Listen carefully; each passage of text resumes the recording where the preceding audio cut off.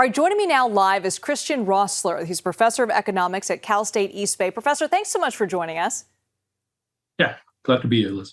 So what can we expect out of APEC on a macro level? What does this all mean? So before the economic leaders meeting happens, there are preparatory meetings where they kind of hammer out an agenda. And the slogan for this meeting is creating a resilient and sustainable future for all.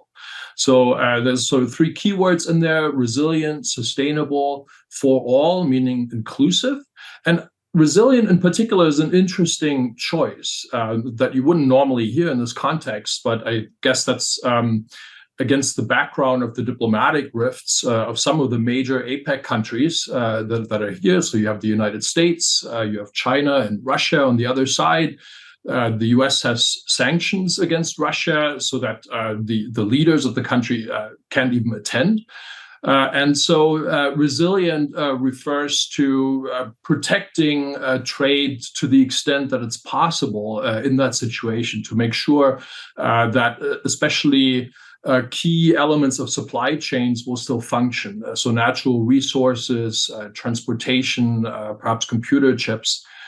And then, so the second element was sustainability. That's been on the agenda of APEC for a while, but generally we should expect aspirational goals. So not really hard decisions coming out of this that countries can be forced to implement, because APEC generally can't force the member countries to implement anything. And then inclusive, so what we're hearing there is we want to involve stakeholders, we want to bring people to the table, we want to listen.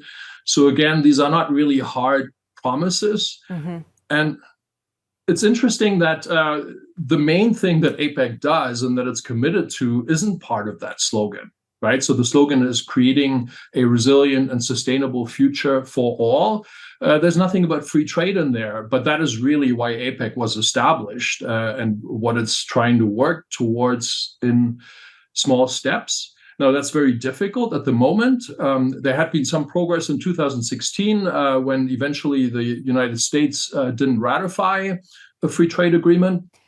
But where we might actually see some progress is in the area of coordinating regulation and standards, and in particular when it comes to data. Yeah, because I'm curious when you talk about data, because a lot of people are going to be watching this thinking, okay, this is pretty cool that this huge summit is in my hometown in the Bay Area. But how are the results of this summit going to affect the average person? Well, again, I think we need to get back to the fact that what APEC is all about is not really primarily sustainability and inclusion. It's really about free trade. And free trade tends to benefit economies, all the member economies overall. So that means for the average citizen, it means cheaper goods, it means better earning opportunities, better paying jobs. But of course, it doesn't mean that for all. Mm-hmm. And that's, however, where I think APEC isn't going to be the forum that's really going to ensure that these benefits are equally distributed. That's going to be up to the individual member countries to make that happen. Yeah, and before you go, Professor, though, I want to ask this one big question, because all the eyes of the world are going to be on San Francisco. Do you think that this event can really help get rid of some of the doom loop narratives, given how the city has cleaned up and all the security measures that have taken place? So you mean regarding the perception of San Francisco? Yes. I don't think it does that. I mean, of course, San Francisco wants to present itself in the best possible way and maybe, attract more tourism. I think more likely what we're going to get is a debate about the things that protesters are currently raising. And I think it's important to have that debate. Understanding these things better on both sides can help resolve or can help improve how we deal with some issues. So that's where I see the main benefit. All right, Professor Christian Roessler from Cal State East Bay, thank you so much for joining us this afternoon.